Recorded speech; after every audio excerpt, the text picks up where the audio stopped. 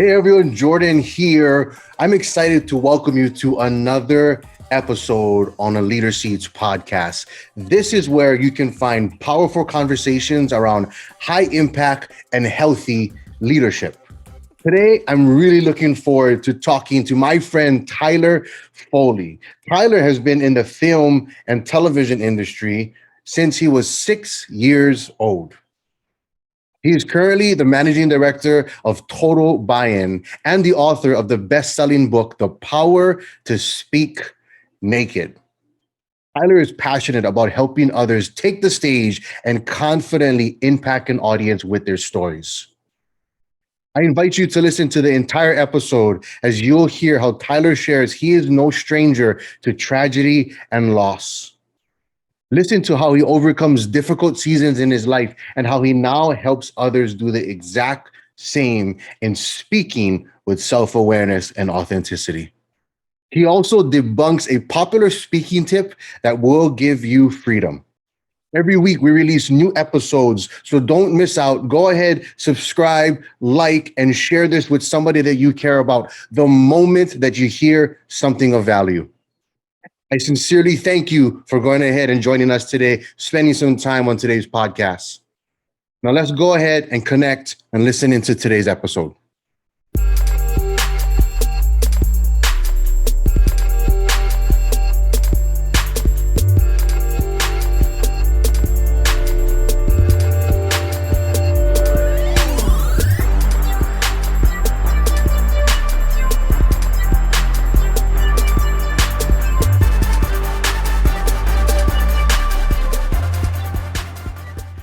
Hey everyone, so on this conversation with Leader Seeds, you will be excited and thankful that you got a chance to not miss this one, because I'm talking to probably my closest connection to a celebrity today. And I'd even say a good friend, Tyler Foley that we have on today. As you can see him already. Tyler, say hi, give everybody a quick hi. Now aloha, everyone. How are you? Hey, see, he even did the aloha. How are you, Tyler? Thanks for being here, and thanks for those of you that are listening in today on the podcast. Today's episode, we're talking, and I say my closest friend to a celebrity because he's actually been on screens. He's been there for years and experience, and we're going to talk about that. We're going to talk a lot about speaking and all of that. So be ready for that. But just to get things started, like we do on the episodes, I want to introduce and kind of start, Tyler, if we can, talking about maybe if you could, your favorite superhero or kind of a child hero as little Tyler, somebody you really looked up to growing up. Well, so the two are drastically different. My favorite superhero has to be Batman, and which is funny because I'm not even a fan of the DC universe. I'm definitely more of a Marvel man, but Batman, for some reason, just he resonates with me. I love the origin story. I love the idea of he's not necessarily somebody who's been falsely endowed with superpowers. He is somebody who's had to invent the way to do it. Very similar to obviously Iron Man and Tony Stark, but I don't know, for some reason, I find that Batman is a little bit more grounded in reality. But little Tyler growing up, probably one of my biggest heroes were the professional men that helped raise me after my father passed away. So I had a lot of gentlemen step up, from Dr. Rehack, Dr. Corbett. Then you'll notice they're all doctors, Dr. Spackman. I had a large group of men who rallied around my mother, and very, very family oriented men.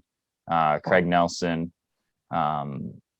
they just took great care of me and helped me grow spiritually and emotionally, and raised me, and I would have to say, to be the man that I am today. So those were my early heroes. I didn't need to look to the comic books. I only needed to look down my street and see men who were doing great things in their community and helping raise me. Wow. I love these opening questions.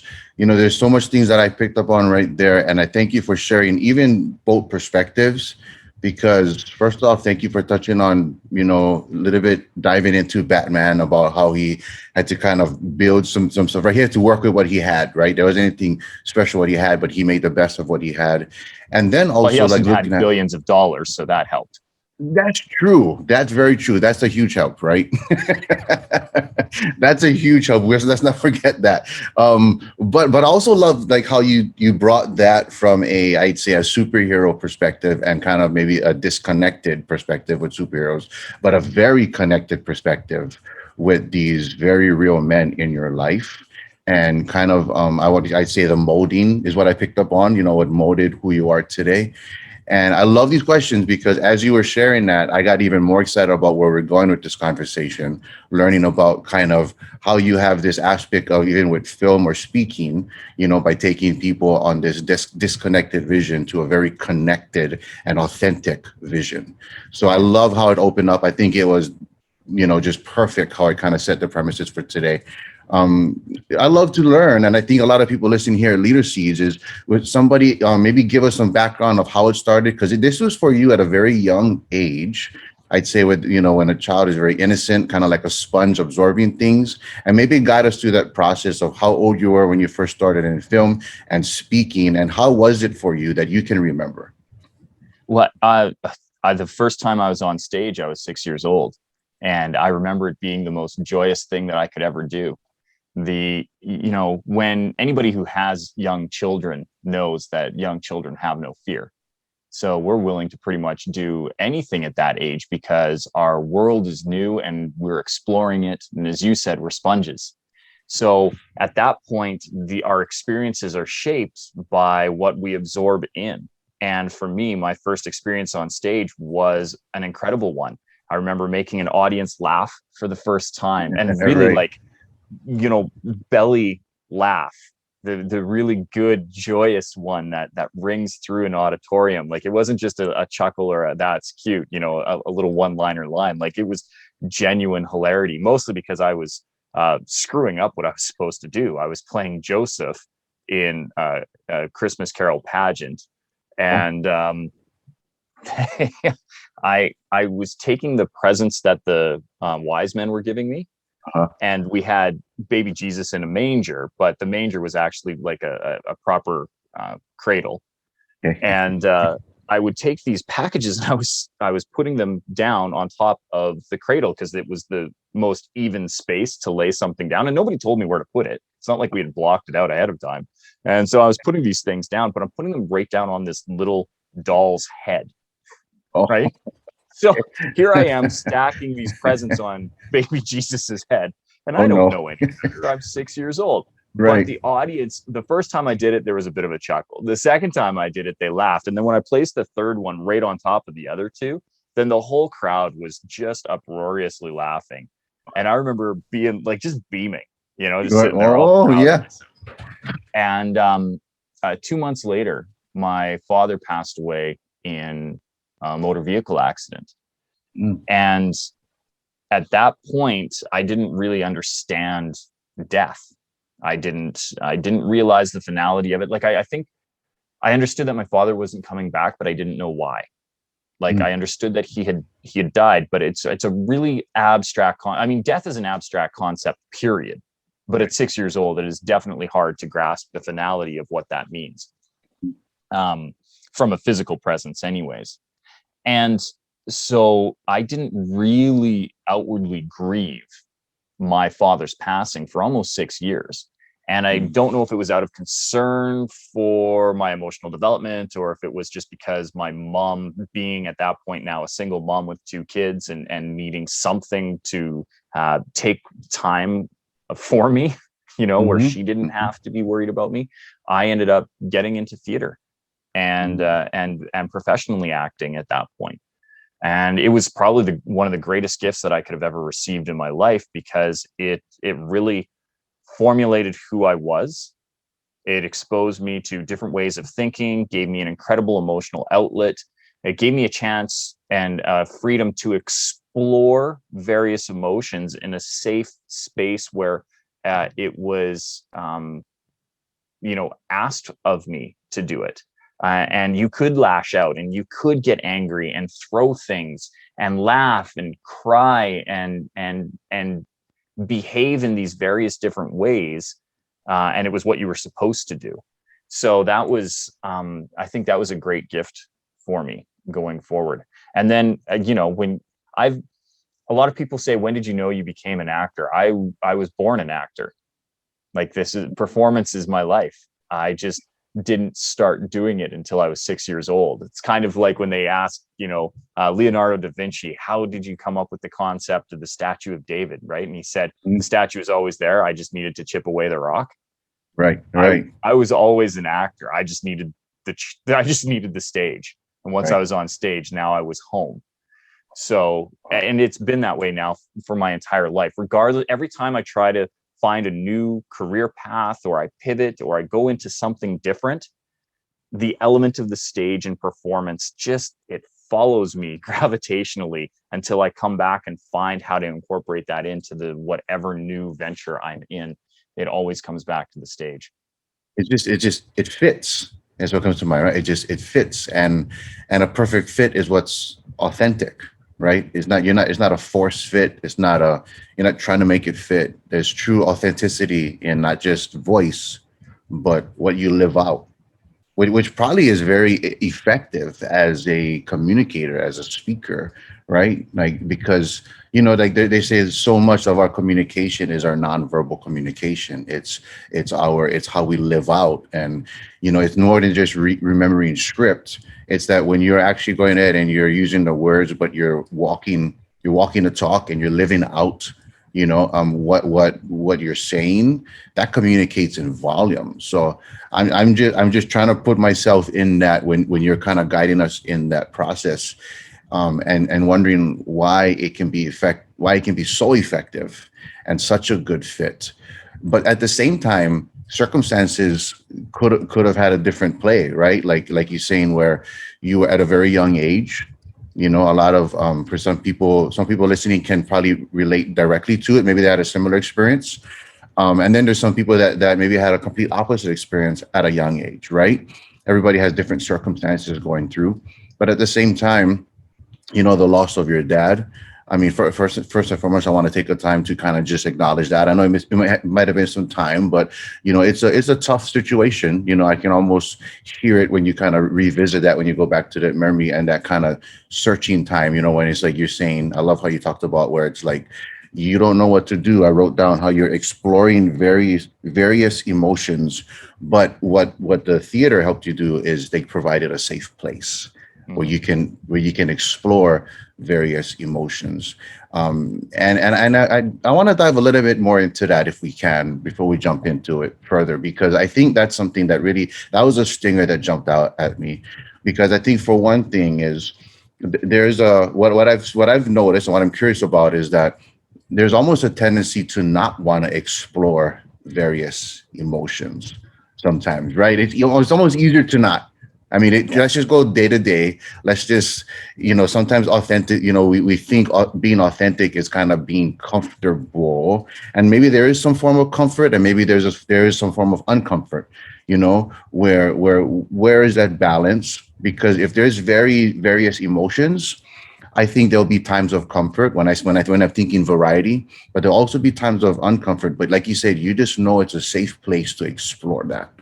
So maybe the direct question is, what level of that would you say? Like, how would you answer that question of, is there more comfort, uncomfort when you're talking about variety of emotions? Because I think the circumstances are a safe place. We want to look at an outlet for that. But the internal, what's going on internally, it could be a variety of emotions, right? One day I'm really excited, I'm pumped up, I get to do what I love. Next day I'm thinking about missing or trying to comprehend death, like you said, or dad. How is that variety of emotions where uncomfort and comfort come into play? Well, and it's interesting too, because as somebody who's been trained to perform, trained to mimic human behavior in a realistic manner, one of the interesting things about a really authentic performance is that they're usually really subtle, right? if you look at some of the great performances of all time, and some of the great actors from De Niro to even the performance that was done for The Godfather, right? And you look at these characters, you can see the emotions that they're going through, but very subtly. Like a lot of time, like you can see the internal struggle. And that's great for film. So film needs to be really controlled. But theater, if I'm very subtle, it's a boring performance because your audience is so far away. With a film camera, there's 3 inches between you and the audience. But in theater and stage, it's like 30, 40 feet. And so I have found it's an interesting switch between the two from an exploration of emotions, because in theater, you get to really outwardly express it, right? Anger is anger, and happiness is happiness, and being sad and morose is, you have to embody all these things and really take the body to that. But if I was to do it on film, anger is anger, and happiness is happiness, melancholy is melancholy. But there's hardly a change in it. But the emotional state in the head and the mind is still the same. And when you were talking about comfort and discomfort, one of the things that I talk about a lot, and I've read too, so I'm, again, being raised by a whole bunch of people with a lot of initials behind their name and a community. One of the phrases that I always come back to is disease is dis-ease. And a lot of times that comes from discomfort to start with. And so you hear a lot of times where, growth comes at the edge of the comfort zone. You got to get out of your comfort zone. And I think it gets misunderstood that that outside the comfort zone means that now all of a sudden you become uncomfortable. What getting outside of your comfort zone means is that you expand the circumference of the zone. If I step across the boundary, I establish a new boundary, and that now becomes the comfort.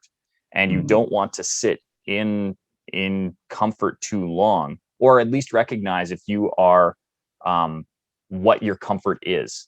Because again, I think back to performance and emotion, right? I'm fine, but I'm not fine. You can tell right now I'm not fine. I'm closed off. But this is how a lot of people lead their life. They're burying their emotions. They're literally eating their emotions. And studies have shown that it can literally be cancerous for your body when you maintain that amount of dis-ease and discomfort inside of your body. And really the reality is, if you would just get out and express your emotion, right? Say the thing that is bothering you, that is struggling you, get it off of your chest. You can literally then get it off your chest. Like a lot of the times when we bottle up emotions, this is when you start to see things like cancer appear. This is when you start to see cardiac issues. This is when you start to have breathing issues. This is when you start to have muscle and joint issues, neuro issues. Like all of these things are combined with us, like keeping things bottled in. And if you can let them out, that's a great release. And now you can find that calm or that comfort.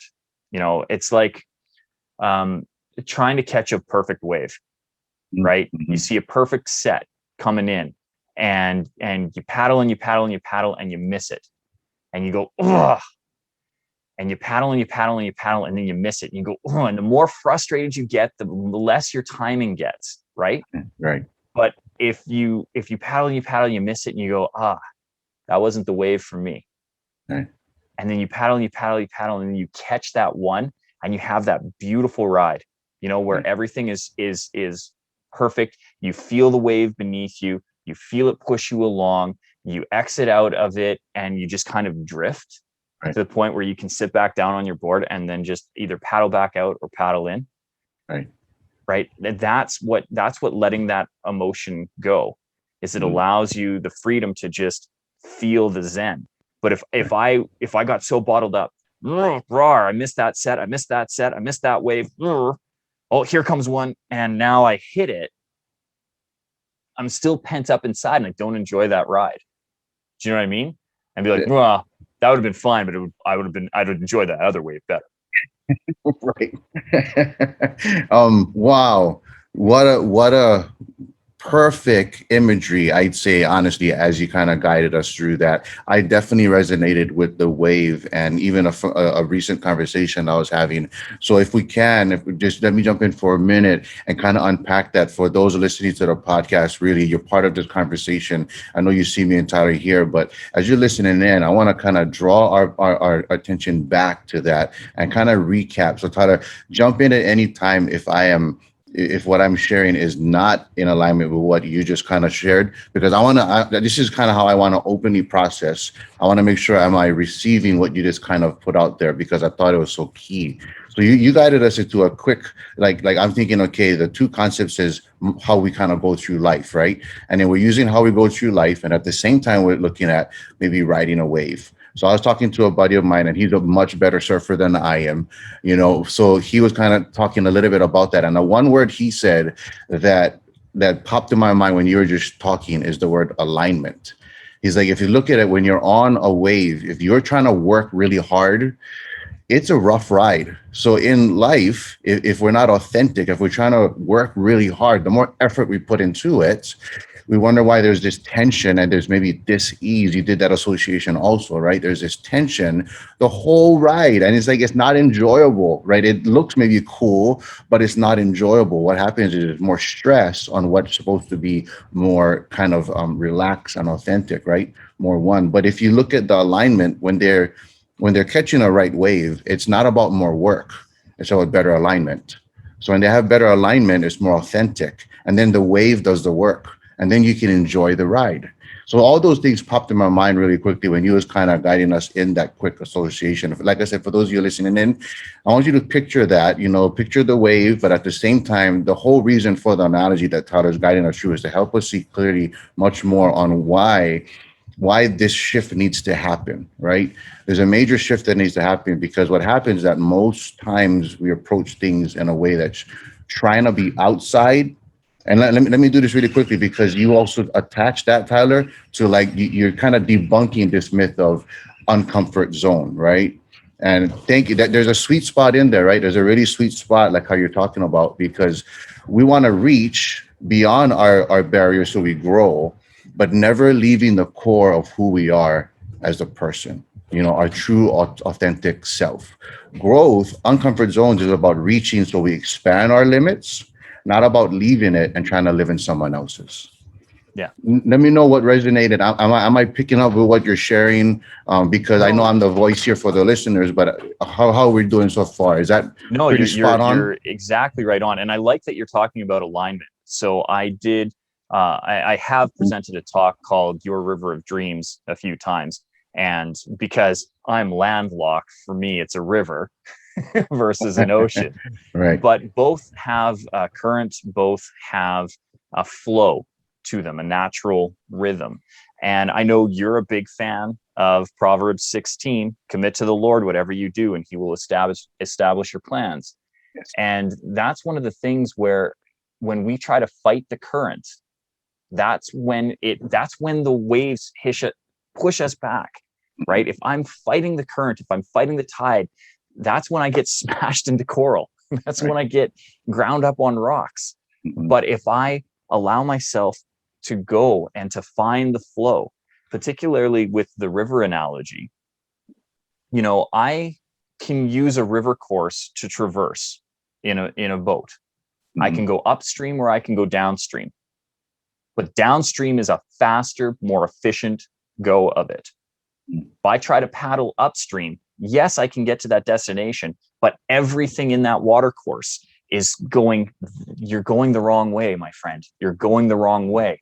And you feel that. You can feel those currents around you when you're in state, when you're in flow, and when you're not. And a lot of times it requires the faith or the belief or the trust to stop fighting, to be calm and to let go and see where that flow is pushing you, right? For me, I always try to fight the stage. I try to fight it. There was a time where I took acting off of my resume. I was like, I don't even want employers to know that I did it. I don't want them to ask. I actually had an employer tell me that I couldn't talk about my acting. They had hired me as a contractor, as safety audits, and they said it's confusing to the clients that you keep talking about your acting. You're not allowed to do it. And I got quiet. And so I stopped talking about it for 6 months. And that was the worst 6 months professionally that I had as an auditor, because everybody was like, well, you used to be so outgoing. And I'm like, yeah, I know. But I as soon as I get outgoing, everybody asks, well, how can you do what you do? And the very first thing I'm going to say is, I've been on stage since I was 6 years old. And then everybody always asks, well, what did you do? And I'm like, well, let me tell you what I did. Right. As soon as I start talking about it, I light up. This is who I am.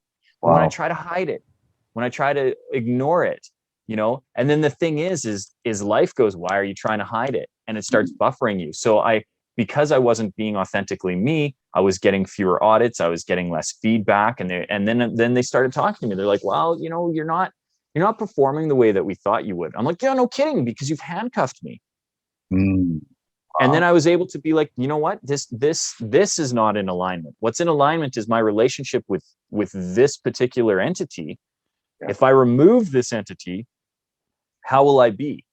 And I had to actually, I'm a metrics guy, and I had to go through and actually do the math. So I tracked everything, and I went, how many days in the last 365 have I committed to this relationship? And how much have I earned on this? Because they were my largest clients. They were my biggest commitment. The funny thing is they were 42% of my time, but only 18% of my revenue. Wow. And then I looked at some of these other relationships where I got to be me, where I was either training the executives on how to be better public speakers, or I was going in and just doing safety training because my training process and system is more engaging. And I was like, I had one client who was literally 2% of my time commitment over the past year, but equated to 12% of my revenue. Wow. So they're 40% less time. Yes. Yeah. Right. Only 10 or 15% less revenue than this other client. And I went, well, why? And I had this fear of letting go of the revenue generator. It wasn't until I opened my eyes to the reality of what it was that I went, no. And then I let myself go. I had to trust in the faith. I'm like, what happens if I lose this client? I'm going to lose this revenue, but I'm going to free up 42% of my time. Right. How do I fill that now? And I started filling it with more of the clients that looked like the 2%. Because I could put 21 of them in there.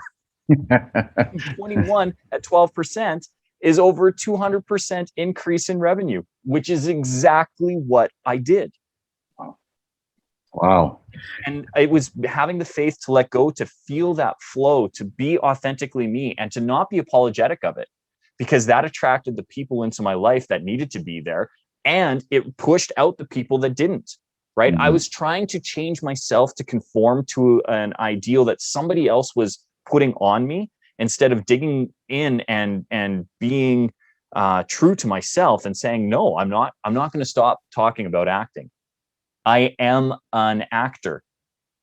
I am an actor who happens to do these other things, but I was born an actor. I will die an actor. I am a performer. This is who I am. And if you try to stifle that, you're going to kill me. Wow. Sometimes you got to take a quick moment, because your mind is kind of like receiving so much great insight that you just shared. And I'm trying to wonder, where do I jump to next? Where's the next thought, really quickly? And this is what it is. What resonated the most with you when I said all that? What resonated the most? Great question.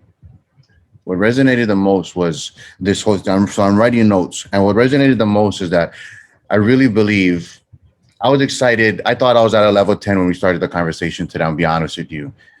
That was not a level 10. It just went up 10 notches right now in the first 20 minutes that we're talking. It already increased for myself, and I'm pretty sure for the listeners also right now, because what's happening is that if you're listening to, to today's episode, guys, and what's happening for me, to answer your question, Tyler, is that we're really going to open some eyes today. We're really going to debunk some maybe barriers that people may have had for years. It could have been maybe just a month, could have been years. But what's coming to mind is that sometimes we get stuck in something from a young age.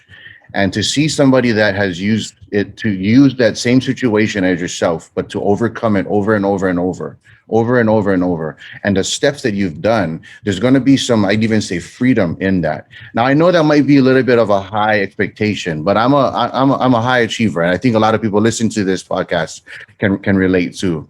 There's going to be a lot of open eyes as we debunk some barriers. Why? Not because, I mean, mainly because we're approaching them. There's just like exploring the variety of emotions. We're doing that because most times we get stuck in, this might be a little cliche, but we get stuck in human doing, not in human being. Now, I hesitate even saying that because I think sometimes when we hear that, it's so familiar. It's like, oh, we want to stop listening. But just stay with us really quickly, because we won't just leave it there. I promise you, talking with Tyler, we're going to dive in this. And we're going to, like I said, we're going to open some eyes today all about speaking. Speaking is your voice, but it's even more than your voice, more than just your words. Speaking is what does your body language speak? What does your life speak to your authentic self? Now, we talked about alignment, and a few things that you shared too is when you mention about people and situations, there is some people that is going to speak into that authenticity of yourself.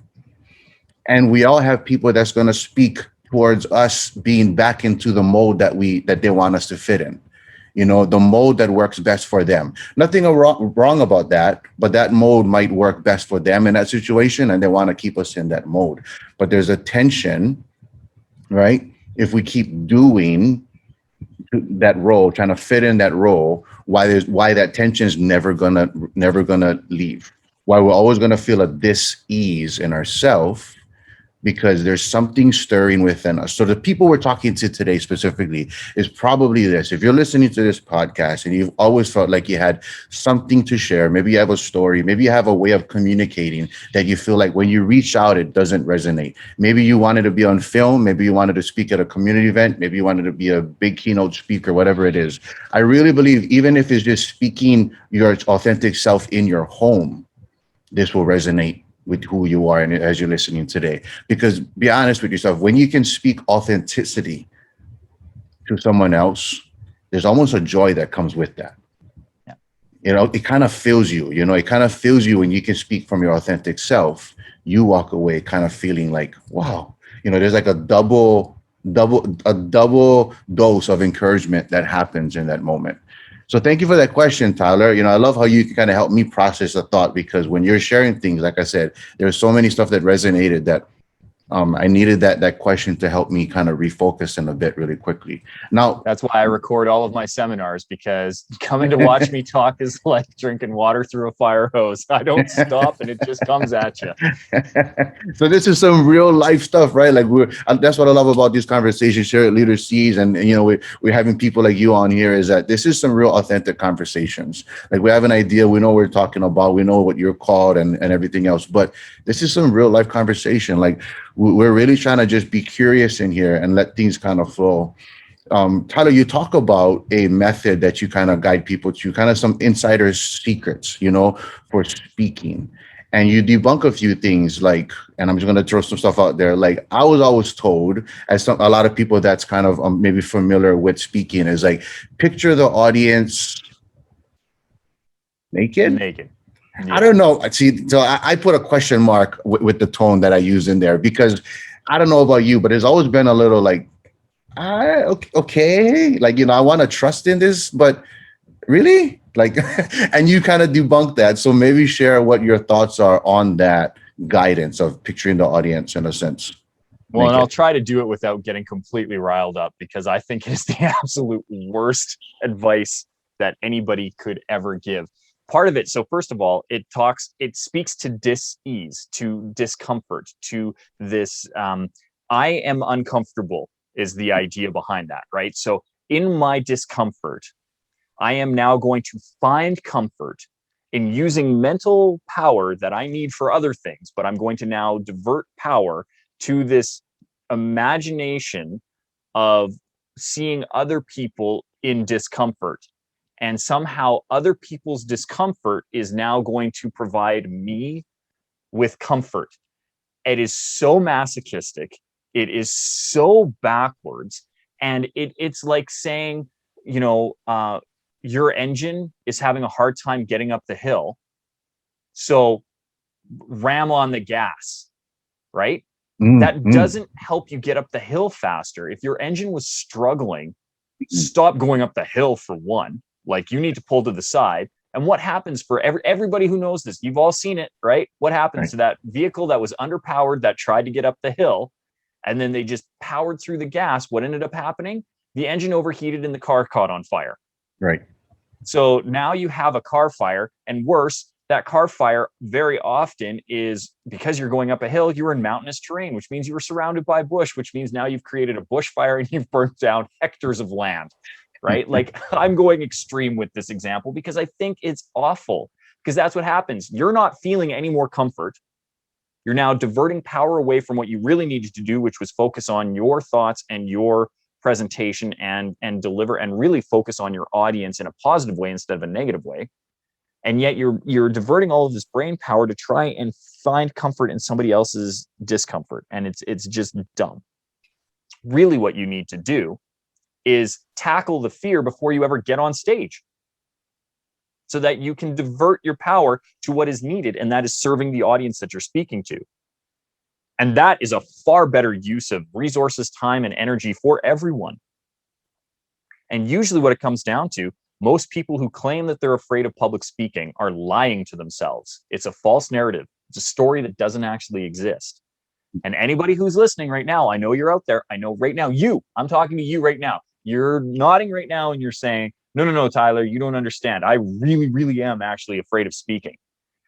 Okay, so to you, who is yelling at me right now, telling me that you are afraid of speaking, first of all, you're speaking if you're yelling at me. And second of all, when was the last time you were at a restaurant? Were you able to order food? Because if you were able to order food in a restaurant, you spoke in public. So don't tell me you're afraid of public speaking. You do it all the time. I do it all the time. Jordan does it all the time. We all speak in public. So you're not afraid of public speaking. What you're afraid of is when you speak to a targeted audience of people who are specifically there to hear a specific message, you are afraid that the words that you are going to use are going to be judged negatively. That's what you're afraid of. So stop saying that you're afraid of public speaking and acknowledge the fact that you're actually afraid of public judgment, because that I can help you get over. I can't help you get over the fear of public speaking because you've already starved to death. You can't function in society. But I can help you get over the fear of public judgment. Wow. You've heard that, guys. And I love it because, as you can see, it's not just words. Like, like I said, there's shifts that's happening right now. If you're listening to this, or your eyes will, if it hasn't been open yet, it will be by the end of this conversation. I promise you that. Because as you can hear, Tyler's not just, he's coming from a place that totally debunking what was taught at some time. I don't even know who made it up at some point, but thank you for going into me. What you did was you just kind of went to the kind of the depth of what's going on when we approach public speaking in that way, picturing the audience in that way. It's really like, how can you serve someone that you're picturing them less of so you can make yourself more than? You can't be at a true place of serving someone if the only way you can serve them is to picture them less of you. I'm so glad you pointed that out, Jordan, because that is the key to overcoming that fear of judgment. Is, first of all, you're not being judged. The audience is on your side. The more targeted the audience, the more on side they are. Like, if you have been asked, if people have, particularly if they paid to come to you, like people pay to come see me talk, People don't give money to go do a thing that they don't want to be at. If you have paid to come see me, you definitely want to be there. If you've come to see me for free, you've made an active choice to be there. Either way, you want to be there. And so for anybody who is on the other side of that, who is standing on the stage, remember the audience came to be there. We don't do things that we don't want to do. Humans initially and are self-serving. We are going to worry about us first, others later. So if it doesn't serve me, I'm not going to show up. So you don't have to worry about that. And then the people who are showing up because their spouse dragged them along, they don't hate you. They're not judging you. They're just passively indifferent. And that's actually a great place to have people, is passively indifferent, because they don't know how to feel, which means you get to tell them how to feel. So no matter which one you either have actively enthusiastic or passively indifferent, and both of those are beautiful states for people to be in if you are presenting information, because now you just either have to reaffirm what they already know or give them a reason to believe what you know to be true. And that doesn't take a lot. That's where the power of story comes in. But you can only do that if you believe in yourself that your message matters, and that you understand that the audience is there and they're on your side. And when you can put those two together, there is nothing to fear. You can't be worried about judgment, because you know that the judgment doesn't matter, because your message does matter. And your job, your active role in presenting to that audience is, if you have any dissenting belief, it has to come from your audience, not from you. And if you know in your core that what you're saying is true, you can overcome the dissenting belief. And remember, your message isn't for everyone. So stop trying to make it universal. Speak to the people that need to hear your message, change them the way that you need to impact them, and don't worry about the rest. Because I'm professionally a public speaking coach. I know that 77% of the world identifies as being afraid of public speaking. That doesn't mean that 77% of the world are my clients. Let me jump in really quickly. Yeah. Because I really want to get your insight on that, and I think it's going to be so valuable for everyone listening today. Because also connecting on where we talked about, sometimes our response is a taught response. We don't think through, right? We just respond, right? Everyone's afraid of public speaking, right? And we're taught that, and to kind of I'd say stay in alignment with the group, not in alignment with ourselves. We just believe that, oh, I'm taught to be afraid and terrified of this thing. But like you're saying, that's completely false, right? But if we keep operating from a sense that, well, if I don't want to not be afraid of public speaking, because then that would make me, like, we are taught to kind of in this sense. But sometimes we got to question that. We got to say, okay, wait, am I really afraid of public speaking? A little earlier, you made a great example that you guided everyone through that was listening about the whole ordering food at a restaurant. I mean, who goes to a restaurant and doesn't order food? Right? Like, if you're at a restaurant, you expected to order food. And in the same way, connected, like, if people are there when you're speaking, they're there to hear you speak. So there's already an alignment. The only way that I picked up that there is a disconnect is if we create the false disconnect, and I say false disconnect, but it's empowering because we create it. Yeah, so we can it's all in our head. It's a false narrative it's a story that we're telling ourselves. And the key to it is to find out where did that narrative begin, right? Because there are people who could have had bad experiences public speaking. Lord knows I've had them. 35 years in the business, I have had some disastrous bombs and fails. I remember the first time I got stage fright. I was 14 years old, terrified. But I know, looking back now, I didn't know it at the time, but the great thing with age, experience, and wisdom is that I can reflect back onto what caused it. And it was all fear of judgment. I was giving a Remembrance Day poem, a recital for Remembrance Day or Veterans Day.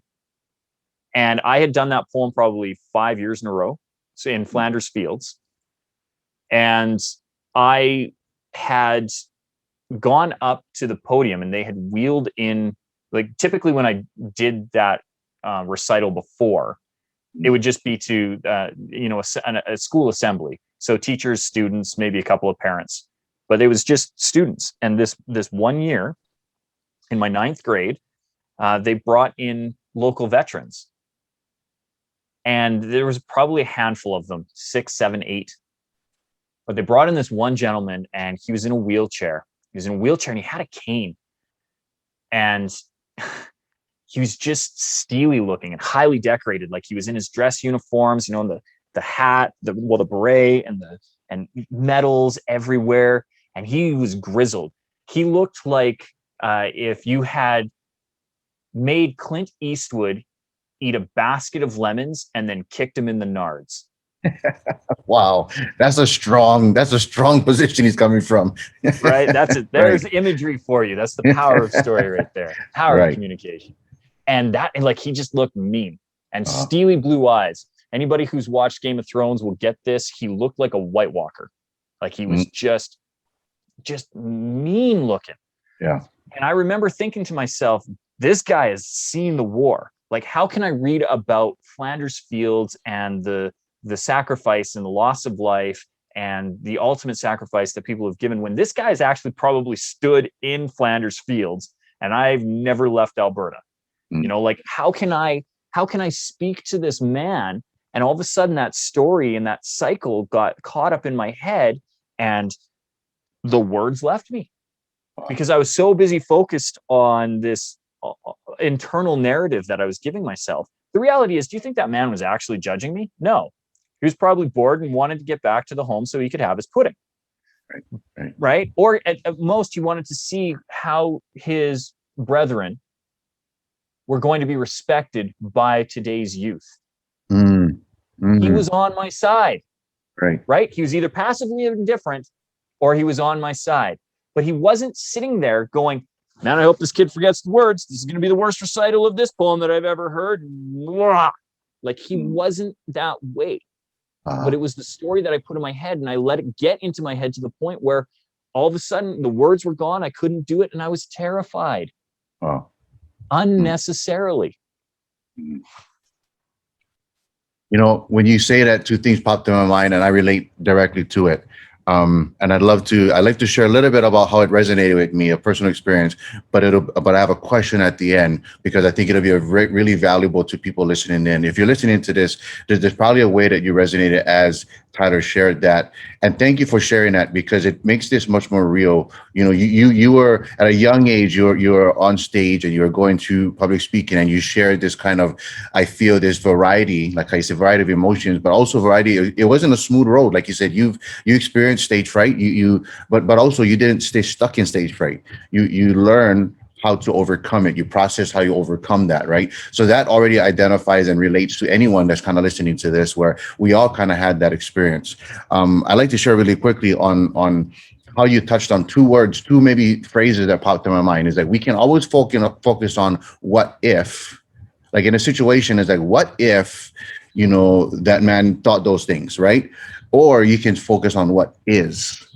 Like what is going on in that moment? Like what is that present moment, right? Now, what if will always create fear and anxiety and stress and this, I don't know, right? And sometimes if our focus is more on that, then it's hard to get out of it. But what the habit is that every time we have to speak, it's what if this happened? What if this happened? And it takes our focus away what is, and what is more authentic. What is more authentic to ourselves. What is more authentic to the audience. So it actually it's a better way to serve the audience if we're more focused on what is really going on. And if we don't know, we ask questions, right? We ask questions to that person, and we kind of see we can connect there. Now, the personal story I'll share really quickly without going in detail is, at a young age myself too. What I loved about when I read about you and everything else was just seeing how we connected right away. At a young age in 3rd grade. Part of my story is I got a chance to share at a speech festival in school. And for the first time, I was really excited. Not because of the actual moment of speaking, but because of overcoming the fear of speaking. Like I felt strong as a third grader Jordan, as a little Jordan. I may have even had a little tie, those clip-on ties at that time. But I just remember feeling very like a superhero because I could overcome something that I was afraid of. So practicing for the moment, I was afraid and nervous and all those things. I'd have support in that process. In the moment, I felt this sense of, wow, I can overcome that. But almost immediately after, I let someone else's judgment weigh more on myself than what is true in that moment. And all of what if started to pile on. Someone else, I guess in a sense, they wanted to speak some words of maybe humility in me in a third grader. I don't know. I was third grade, but they wanted to kind of cautiously guide me and tell me, well, it's not about being in the light. And all these really, so I don't know if you've ever heard that if you're listening to this, but they really spoke some really things that would that put judgment on me that I didn't want to be judged anymore. And what happens is that for the next 2 decades of my life, I never stepped into that again because I didn't want to be falsely judged in that area. But there was this tension, like how you said, where I just felt this compelling nature to communicate and to speak, but I didn't want to go back. So I chose to listen to the what ifs more. And after a couple of decades, I got a chance to kind of learn and have some freedom in that space. So I like to share that a little bit to just to kind of connect with anybody listening in. And as your story kind of took me back there, but also asking this question, Tyler. One thing that's really unique about you and how you help people and coach people through speaking and through their voice is that I feel like, in a sense, when you're doing it live, you might have a method that you walk through, but you're not coming with this with a cookie cutter approach. You know, if there's anybody when I hear how you work with people and how when I talk with you, you're present in the moment. Like you're not trying to guide me back to this formula that you use on everyone. You're really taking that person and you feel like I feel like you're hearing me. And I think, in a sense, how important is that as a speaker? Because a lot of times the words we say is more focused on. But I've heard great speakers say it's also the words they hear. It's more listening skills as a speaker. What component of that am I picking up on, or would you have to share in that aspect of, yes, it is what you say, yes, it is how you come across, but it's also how curious you are and what you listen to also. Well, I'll take it one step further too. So there's the words that you say, there's the words that they hear, but really it's how they feel from the words that they hear, what resonates with them, and how do they feel at the end? And did you successfully make them feel the way that you wanted them to, or that they needed to? So remember, we have designs, and I want to step back to one of the things that you had talked about too, the what ifs. Yes. So what ifs can be dangerously prohibitive, but they can also be wonderfully supportive. It depends on the narrative that we're giving. But you need to ground them on what you pointed out, the what is. Where are we right now? What is the conversation that you and I are having? See, my what ifs, what if I come on Jordan's show and Leader Seeds is the best podcast that I've done in the last 6 months? What if I give everything on a Saturday to everyone out there so that when they finally do get to hear this, that their life is impacted or changed? That's a pretty good what if. See, yes. I never mind what ifs. What I mind is what the what if is. Is it serving me? Is it serving my audience? And if the what if isn't serving me and isn't serving my audience, it's not a what if I need to focus on. Because I can focus on a ton of what ifs. But as long as you pointed out, I ground it on the what is. What is in front of me? Right now, I have you, me, and this conversation. I have your audience, and we need to serve the people listening into Leader Seeds. Because that is what is important. That is what is right now. And I can use a ton of what ifs to serve me, or I can use a lot of what ifs to impede me. One serves, one doesn't. So let's focus on what is going to be effective and productive. And a lot of that comes down to language choice, right? If I was speaking here in Alberta, proud Western heritage, I'm going to be talking about being in flow state, riding a bull or a bronco. But I know my audience is based in a much better, more beautiful tropical paradise. So I'm going to talk about riding the wave, right? If I'm in Colorado, I will go to a river analogy and I will talk about whitewater rafting, right? You need to speak to your audience on a level that will get them to understand. I could have talked about busting broncos and you would have looked blankly at me. I talk about catching a perfect set and you go, yeah, you know, like Right. I know that we need to tailor our messages. Yeah. And you don't, and the thing is you don't have to have full understanding. I am a landlocked white guy, you know, like my surfing experience when I do surf, I'm surfing a nice long foam board. You know what I mean? Like there's no shortboard, there's no carving. I'm not doing tricks, but I do know the feeling of catching that wave and feeling the flow. And I know what happens when you don't. Right. I have, you know, gotten some really good coral burn a few times. Like I know what happens, right?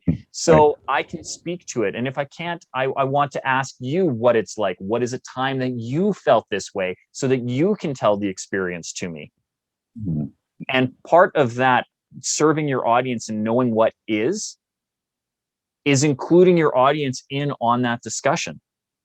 Making sure that you're checking in. Like Jordan and I have checked in on each other probably 5 times. If you go back and re-listen to this episode, do you understand this? What are your thoughts? How did you feel? When did it impact you?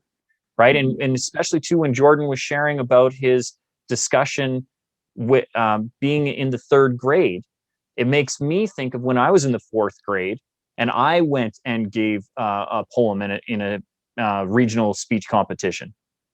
You know, and the difference between the two, I had the support and Jordan didn't. So it makes me now think about positive reinforcement versus negative reinforcement, which makes me want to start diving down the rabbit hole of where do we first overcome this fear of public speaking? Well, to overcome it, we need to know when it developed, right? Because it is a false narrative. This you're afraid of public speaking was something you were taught and learned, not something you were born with. Right. And I know because at 5 years old, you don't have fear. I have a 5-year-old daughter right now who terrifies me because she hasn't learned enough life lessons to know to be afraid of some of the things that I need her to be afraid of because I'm her father. And my number one job is to keep her safe. Right. Right. So at 6, nobody had told me, oh, by the way, speaking in public is a terrifying thing. Nobody told me that. So I didn't know that to be true. And so my reality was formed by my first experience on stage, which was highly positive. And then my second experience was highly positive. And my third and my fourth and my fifth. And by the time I got to 14, I'd been on stage over 100 times of positive reinforcement of this is one of the greatest things that you could ever do. And so when I finally did experience stage fright for the first time, it was an aberration. It was a lesson. It was a warning that said, oh, when you do this negative thing happens. So let's go back to all those positive things that you enjoy doing. The reverse is true for Jordan. He gets now this first exposure to it becomes this negative association.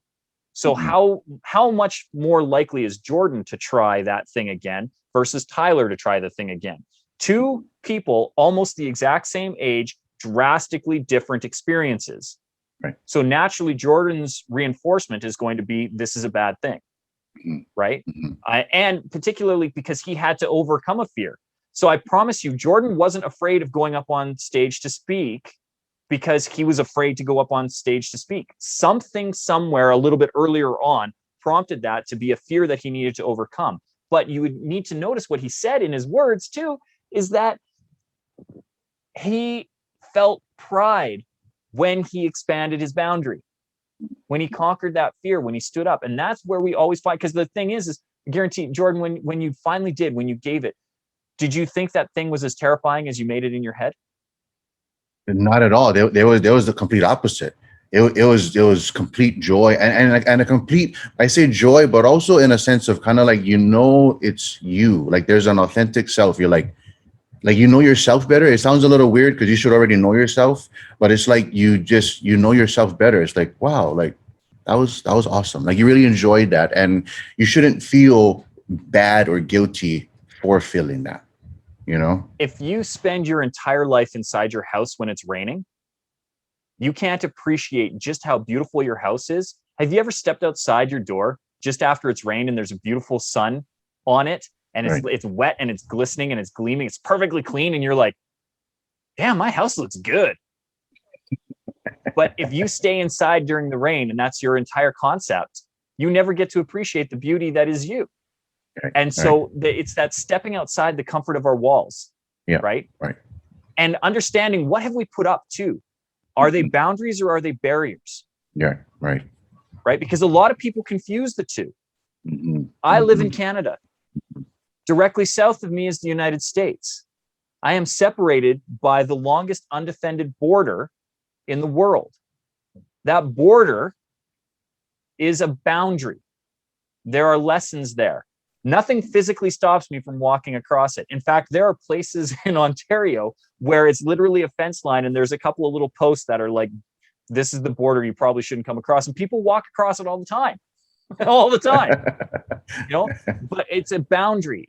There's rules that have been set up that say, listen, if you're going to cross this, you need to follow this process. Right, That's right. a proper boundary. If you want to come in, you want to be a part of my life, you have to follow this process. I don't accept these certain things, but I do accept these certain things, and it's because that's the structure that I've put up. Mm-hmm. But it doesn't mean that you can never cross. Right. But I look to the south border on the United States, where there is an actual physical wall. That is a barrier. Right. True. That is not a boundary. Mm-hmm. That is a barrier that says, this you shall not cross. Thou shall not pass. Mm. And a lot of times what we're doing is we're blockading ourselves in a brick wall that has no door. Right? In our house, we have windows and we have doors. The doors are not there as barriers. They are ways of telling people how to properly enter our space. Mm-hmm. But we can't live entirely inside our house, or we will die. Mm. And that comfort zone means maybe I need to knock down a wall. Maybe I need to do a renovation on this house. I'm about to have a baby. We need to make a new room. You know what I mean? Wow. I need to step outside of my door and I need to look back at my house and go, man, this is beautiful. Or, hey, I haven't mowed the lawn in a while. What kind of maintenance needs to be done around this little shed of mine so that it maintains its beauty, so that it serves me the way that it needs to do? And the only way to do that is to step outside the front door, to step outside of your boundaries. And if you want to take the analogy further, step outside of your neighborhood. Yeah. Yeah. Go for a drive. But it starts in your home. It does. In your own home. You know, it's like, and I love that. And this just popped in my mind. It's like, what is the difference between a home and a prison? Who holds the key? Right? Like, you hold the key to opening the door of your own home. But if we give the key away to someone else because their judgment on us is more important than our true authentic self, then what was made to be a home becomes a prison. And we think it's comfort. We think it's what we're supposed to, but it's a mold that was never made for us. Yes. You know? So what was made for a home, a safe place, becomes a prison that we live into day after day after day after day. You know, there's so much freedom in our conversation today, and I hope that those that are listening use this as a resource to listen over and over and over again, because I know Tyler is guiding us in some good conversation that may be kind of deep. It might be, you know, maybe you thought of it before, maybe you haven't, but remember, you know, the deeper you dive into these things, the greater the wisdom. You know, the greater the freedom. So don't shy away from depth as we're talking about these things. If you got to push pause and listen in, if you got to sit for a minute and maybe even reach out to Tyler, or, you know, just kind of ask them questions, we'll provide ways to do that later, you know, so stick with us for the entirety of the podcast. But I say, when you feel like you want to push back, lean in. You know, so for those of you that are listening in, when you start to feel like you're pushing back on stuff because it might be new, it might be debunking some old beliefs that you have, don't push back, lean in, and you'll see that there's freedom as you keep leading in and you go, because we're talking about authentic communication. I know we're talking about speaking, we're talking about voice and all these different things, but really here at Leader Seeds, you guys know this here. If you this might be the first time you're listening to the podcast, or you might be one of our faithfuls from the beginning. And what we're really passionate about here is what we call high impact and a healthy leadership. You know, when you're in your authentic self, you can't help it but make a high impact. But if you're also sacrificing the most important things to you in an unhealthy way, it'll take you off of your authentic self. So you want to make sure that whatever we're doing as in our leadership is not sacrificing our authentic self. You know, high impact, healthy leadership. That's why I love and how fitting and authentic this conversation with Tyler is here. Tyler, there's a lot of stuff, and honestly, these conversations I'd say is catalyst, probably even for more. So I'd love to already say that as we're talking today, there'll probably be more conversations we have according to your availability, because I know you're busy with a lot of stuff. But we'd love to have you here back. I'm going to throw it here right on the recording, because as we open up things, I want to give time to dive into more. But I know right now we can't do it all on this episode. Specifically today, I'd love to kind of hear a little bit we can share about this method that you use, you know, because you're very what I say, when you work with people, you really come with an individual approach. You keep it authentic, but at the same time, principles don't change. I heard it said before, principles don't change, but methods always do. So the method of how you help people get to their freedom or get to speaking might change on the person, but the principles don't change. So can you kind of guide us or kind of share a little bit about this method, these principles that you help people with? Well, yeah, and we've actually already talked about and touched on some of the concepts already. One of them being that the audience is on your side, and that if you have been chosen to present in some way, you were chosen because you were the authority at that time. People don't pick the second best person to go and do a thing, right? If I need this thing and Jordan is the ideal person, I'm going to go ask Jordan. It's not because I kind of want Jordan to do it. It's because I need Jordan to do it. Otherwise, I wouldn't have bothered asking. I would have either done it myself, or I would have found the person who was the right person to do it. That's who I'm seeking. So if you've been given this opportunity, it's because you are the expert, you are the authority. And so part of that, the audience is on your side. Yeah, it's good to know that. But when we're starting to talk about tackling the internal demons, the first thing to do is to quit giving your power away. If you've been asked to present, you were asked for a reason. So embrace that. Nobody else was better. You were the best choice for that time period. So take it and run with it. The other thing, and we started to talk about it, we touched on it, and so I really want to bring attention to it. The emotion behind the words matters more than the words that you choose. Okay. We are flawed individuals and human beings. I will never choose the perfect words. I don't worry about the words that I use. I'm conscious of them. I obviously want to come across articulate. I want to sound educated. I want to give my best. But the words that I use are going to change audience to audience, situation to situation, and in the moment and how I'm feeling. So I'm not worried about the words, but what I am concerned about is the emotion behind them. What am I trying to convey? What is the meaning for me? And what do I need the meaning to be for you? And so finding the emotional connection. If you're telling a story, how did you feel in that time? And don't be afraid to feel that feeling again. If something's sad, be sad. Some of the most powerful moments that I've seen in presentations are when the speaker has been real with how they feel. Like if they're getting mad, let them get mad. If they're sad, you ache for somebody who is vulnerable enough to go back in time. And when they pause and they start to tear up, let them feel it. Right. It doesn't mean to become a blubbering baby on stage. That doesn't serve your audience if you become so emotionally wrapped up that you can't actually deliver your content. There's nothing wrong with being sad. You can cry on stage, and that is perfectly acceptable. The same way that it's perfectly acceptable to laugh on stage, to yell on stage, to do whatever emotion you need. If you feel it, you need to feel it so that your audience feels it. So never be afraid to find the emotional connection to the words that you are using to convey, and include your audience. Mm. So and I already did it I know I've done it at least twice in this podcast where I've said, picture this, right?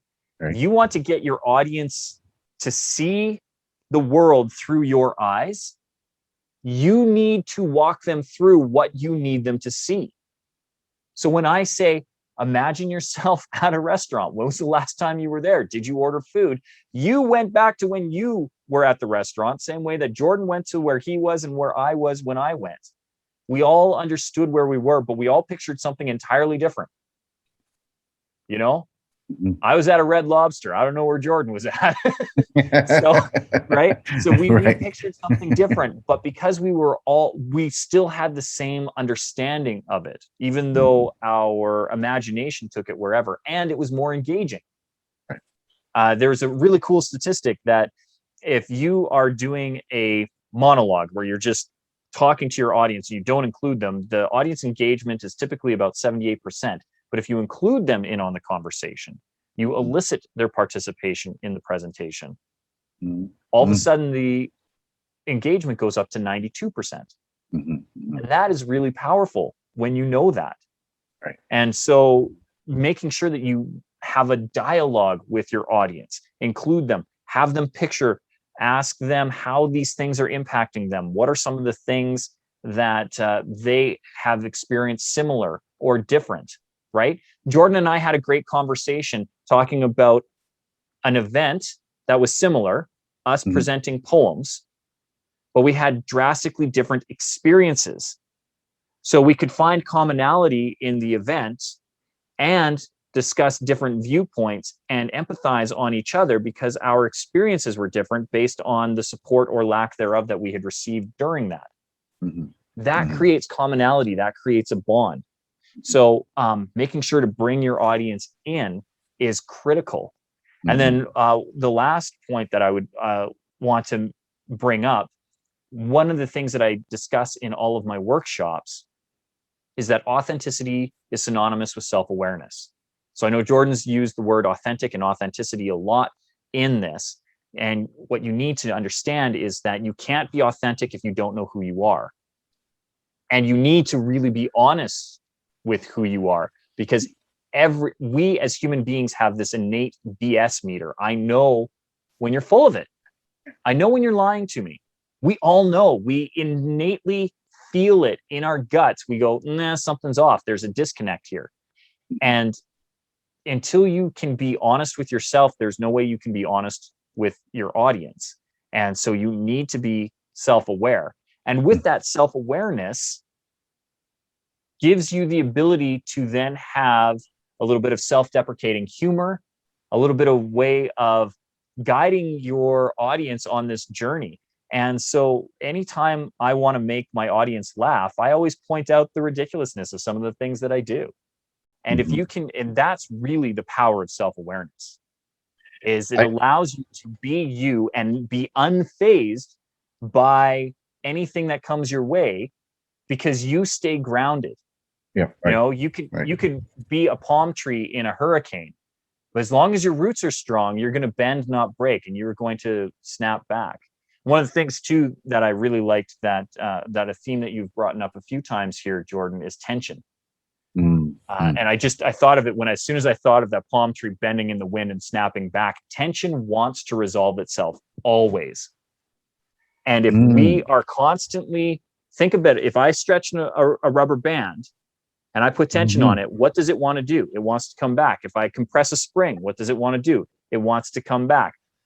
It's a physics property, but it works with metaphysics. Tension wants to resolve. So if you feel this tightness in you, there is something that is dying to get out, and you probably know what it is.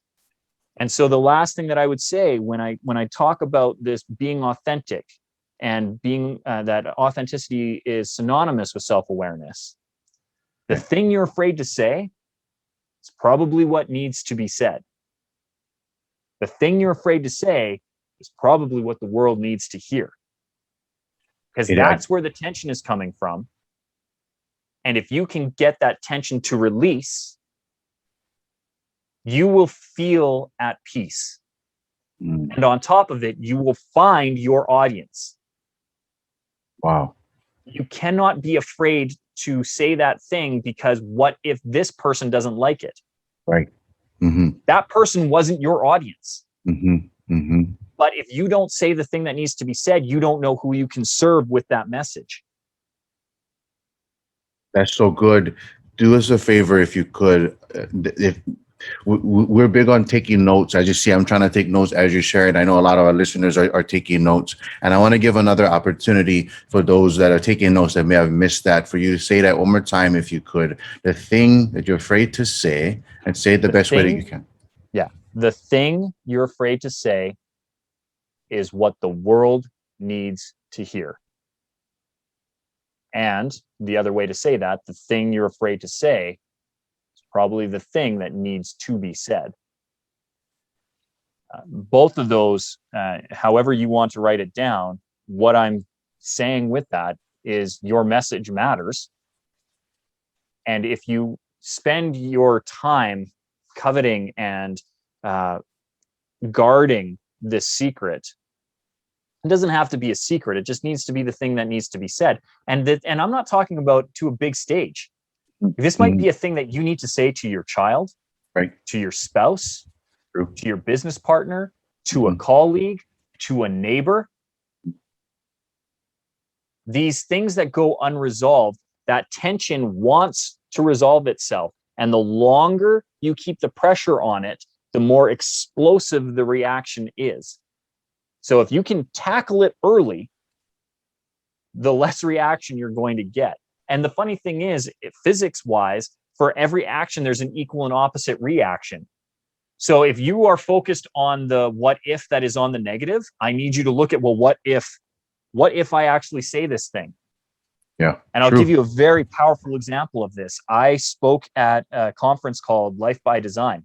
I actually presented the River of Dreams talk at Life by Design. And I was the second last speaker to go.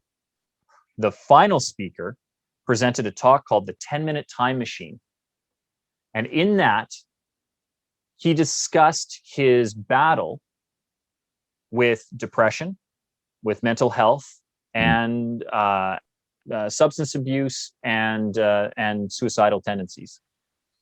And how he had, for 10 years, created a routine dedicated to killing himself in a way that wouldn't void his life insurance policy.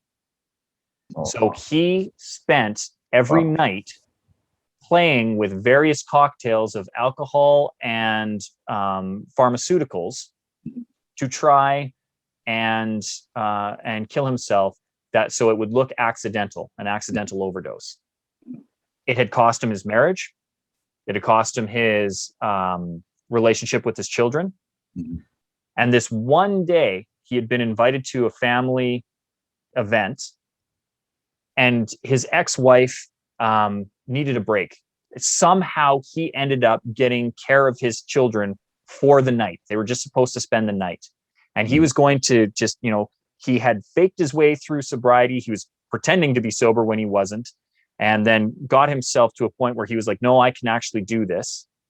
Got the kids in bed, went to bed himself, and then out of habit, woke up forgetting that the kids were there and went back to the routine. And that was the day that he got it right. And he was seconds away.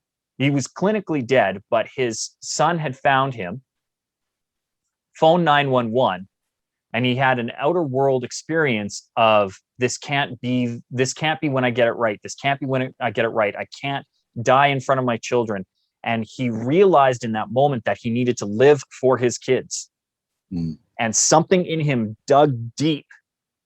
And the paramedics got him to the hospital. They pumped the toxins out of his body. He survived. He's been sober since that day.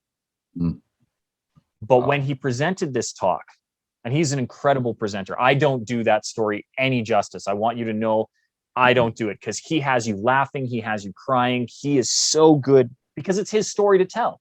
Right. It's not my story to tell. Yeah. It's his story to tell. And when he tells it, he still tells it so authentically and with such conviction and with such emotion that you can't help but go on this ride with him. But when he told this story, now understand that this is a man who sells life insurance for a living. Do you think that's probably a hard thing to say, that he dedicated 10 years to trying to kill himself in a way that wouldn't void his life insurance? Probably professionally not the best thing to be discussing. Everything right. Everything against him right there. Right?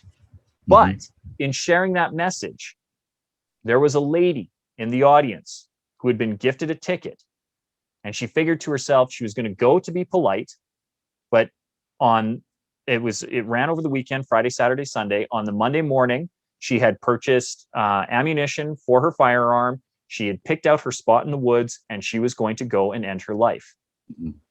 But hearing the talk, hearing the 10-minute time machine and its discussion, because the reason it was called the 10-minute time machine was he said that if he could go back to those 10 minutes in time and change things, would he? And he wouldn't. Because he needed that moment. He needed to see the fear in his son's eyes to realize that he had something to live for, that his children, that he wasn't worth more to his children dead, which was the false narrative that he had been giving himself for 10 years, that he couldn't help them dead. Money wasn't going to help them. The trauma of seeing this was not worth the money. And that he wouldn't change anything because he needed that moment to have that realization so that he had something to strive for, so that he could truly say that he had hit rock bottom and that everything was up from here. It was all up from here. Right. Hearing that message changed this woman's thought pattern and beliefs, and she reached out to him and she got some support. A year later, she came and told her story at that event. Right. 3 people in the audience came to talk to her and say, your story impacted me. I'm at various stages along here. How do I get help? So by one person sharing a story vulnerably, honestly, right, finding his audience, because his audience that day was not 100 people in an auditorium. Right. It was one person who needed to hear that message. Right. It doesn't matter who else resonated with it. The one person who needed to hear it did. And she went on and impacted 3 more lives the year following. So you don't have to be worried about who is going to be negatively affected by your message. Focus on who needs to hear it, not who doesn't, because your message matters and you could have impact. And what a more perfect story. I want to thank you for sharing that. I want to thank you for guiding us through that story so well, because I was there. I was there in the room with the guy, literally, and I'm sure our listeners also too. But I want to thank you for guiding us through that story. And I feel like it's no better way to, I'd say, take us right back to kind of like a full circle when we're talking about today, where it's really about, at the end of the day, it's much bigger than we think on the opposite end. The what if we put this giant of fear in front of us, and it's like, what if this happens and all this fear, if I speak, if I talk, if I'm authentic with myself, the other word you put, this self-awareness, such a beautiful word, to be self-aware. But like you're saying, that shift, what if I don't speak? What if that person that needs to hear this never does hear this? What if he never said that, and that woman went through the weekend and got to Monday without hearing that? As we can see, things would have been drastically different. So the what if can be very empowering when we choose to focus on the right things. I want to also share, and I think if we can, in a sense, kind of come to a place where we like to kind of take these big and leader seizes. We stretch our thinking. We go into the depth of our questions, because that's where the treasure really is. But at the same time, we don't live there. We bring it to a place of where it's practical and how we can implement it today. Now, when I'm thinking about this, and I'm thinking, okay, we took some time, we definitely dived into, you guided us really, really eloquently, I'd say, in this conversation, and kind of guiding us through exploring things and thoughts and maybe areas of our self-awareness when we speak that maybe a lot of us haven't thought of before. Going back to how I shared where I had someone speak into my life when I reached out at third grade. Guess what? I don't think I told you guys this. It was one person that said that. I had many other people that lifted me up, but that one person, I placed too much authority on that one person, and their words weighed more because I gave that person that power, and then that one person kept me quiet for decades. But at the same time, you can have one person speak life when we choose what we focus on. So today, as we kind of as we dive into some things, and as we shared, and we've been as natural as a conversation as we can on the podcast, as humanly possible, I like to say, my hope as your host here at Leader Seeds is that this podcast is something that's that one person. Tyler can be that one person. Maybe this podcast is that one message that you hear that encourages you, that you choose to focus on, that doesn't quiet you, that doesn't silence you, that encourages you to be in your self-awareness and to be in your authentic self and to speak what you think you're afraid to speak and to say, to share that message that's in your heart. Most times I hear that our message, our true message, comes from a place of mess. But if we don't leave it in a place of mess, we dive into it and it becomes a place of message. Tyler, as we kind of look at things today, I know there'll be much more great conversations for today as we kind of make something practical today. My one of my last questions, one of them is, what would be something if you were working with somebody today before you kind of, if the, I like to use the example, if we had coffee, the coffee's done, we pay the bill, and we're about to go our separate ways, what would be one last thing that you share with our listeners today in this journey? One thing, if we could. I would say that I will give them that piece of advice if they do me one favor. And that is to hit pause on this recording, whatever device you're listening on this, whatever platform you're listening to this on. And if you are getting value out of Leader Seeds, if what Jordan is doing brings you back, and you find yourself exposed to different thoughts and different leaders, and you are growing as a human because of the work that Jordan is doing to bring different guests to you each week, hit pause on what you're doing right now and leave a 5-star review on whatever platform this is, because there's a lot of work that goes on behind the scenes. He's getting up at the early hours before the sun is even up just so that he can record with some of his guests who are located around the world. And it's not an easy thing to do, and he's doing it to be of service to you. So if you could do me a favor and hit pause on this and give a 5-star review to Leader Seeds on whatever device, whatever platform you're listening to this on, when you unpause and you come back, I will tell you that your story matters, that it can have impact, and it doesn't have to change the world, but you'd be surprised at whose world you can change by speaking the thing that you're afraid to say. And I would encourage you to recognize that your story matters, that authenticity is synonymous with self-awareness. And if you can truly dig deep and say the thing that is on your heart that needs to be spoken, you will have incredible impact on the world and be truly a great leader. I mean, those words are full of life, not just because of the words that you chose, but because of the way that you spoke them. And I thank you for having this really just natural conversation. It really blessed my day, and I know it's going to bless a lot of our listeners today. Thank you for the kind words you shared about Leader Seeds here. And, guys, here at Leader Seeds in a community, you probably had a sense this probably filled your cup. I mean, I'm gonna guess that this filled your cup, and that's a great place to be, because as you go out today, go in a place of overflow. Let it pour out what you kind of received today on there, but come back, revisit it, and get filled again. Tyler, It was a great time talking with you. I appreciate not just the conversation, but I'd say even your friendship. Like I said, you are the closest person I know. You are my celebrity friend, brother. You are, but there's also much more of a respect I have for you, more than just a friend. You're a friend, but it's also I respect you for what you do and and the passion you do it with. You know, you're very intentional with what you do. I'd say you definitely are intentional with your life. And I know we don't have length of knowing one another, but there's sometimes when you know somebody right away and just the way you pick up on conversation, you get to know them in a sense of years without having those years.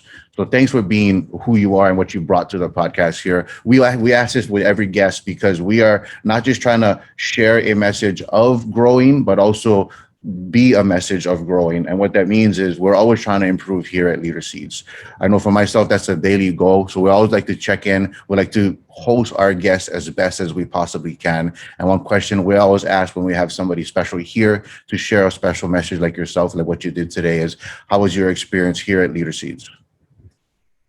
It was phenomenal. I want to say mahalo for the opportunity, for being so gracious, and for being an incredible host. Your hospitality, as always, has been wonderful.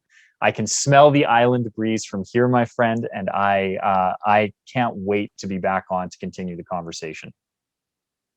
Outstanding. I know there's going to be much more conversations that will come, and we'll keep diving in. We'll keep unpacking, and we'll keep being those, that voice that speaks into self-awareness and authenticity. So thank you, Tyler. Let's go ahead and wrap up for today. So with that being said, guys, we'll wrap up this episode. Thanks for spending some time here at Leader Seeds.